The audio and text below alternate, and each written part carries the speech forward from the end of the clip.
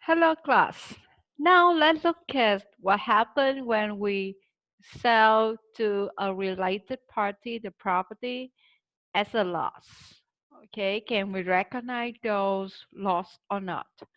So for the related party loss, okay, the law say that losses realized on sales of property between related parties are disallowed. It means that we cannot recognize any loss when we sell the property between related party. And you may wonder who will be the related party.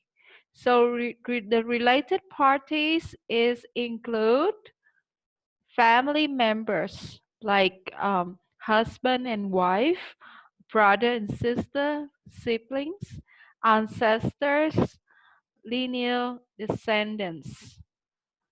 It can be an individual and a corporation in which the stock owns more than 50% of the stock. For example, company A owns more than 50% stock of company B.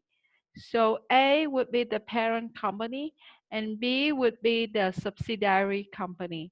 So in this case, they are related party. Or another example is Mr.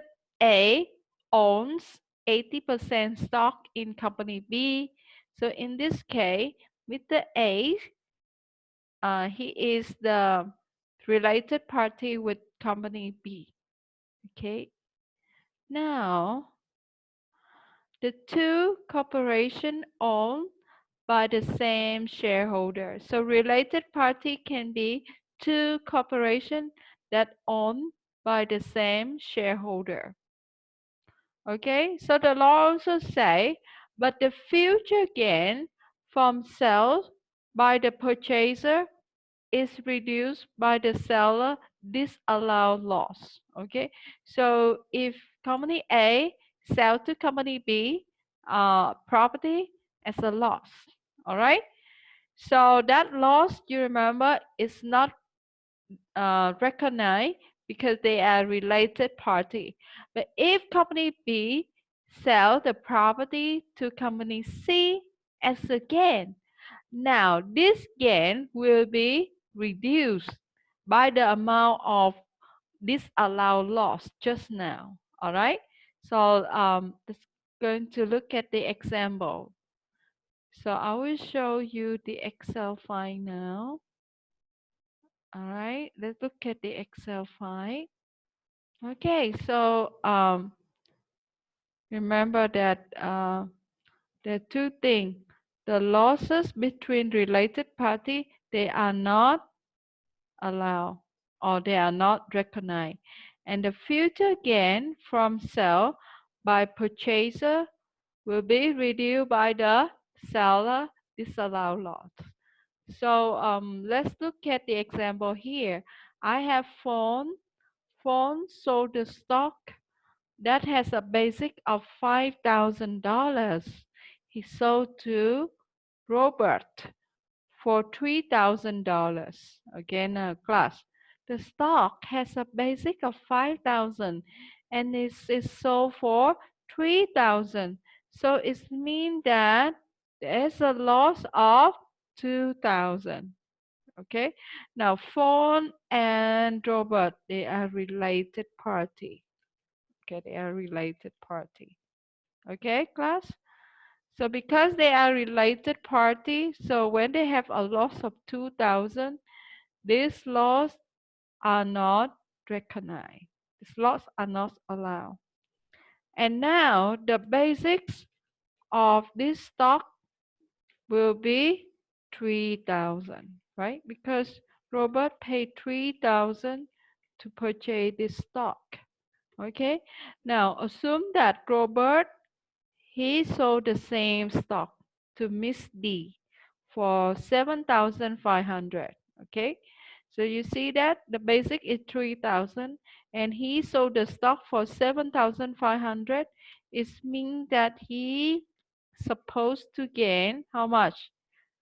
4,500, right? supposed to gain 4,500, but because the law say the future gain from sale by purchaser is reduced by the seller's disallowed loss, so now this gain will be reduced by the 2,000 just now that we cannot recognize.